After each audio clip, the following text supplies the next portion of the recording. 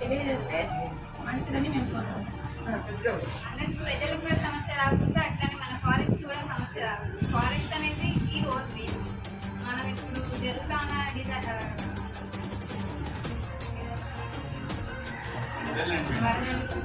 ఇవన్నీ జరుగుతున్నాయి కదా.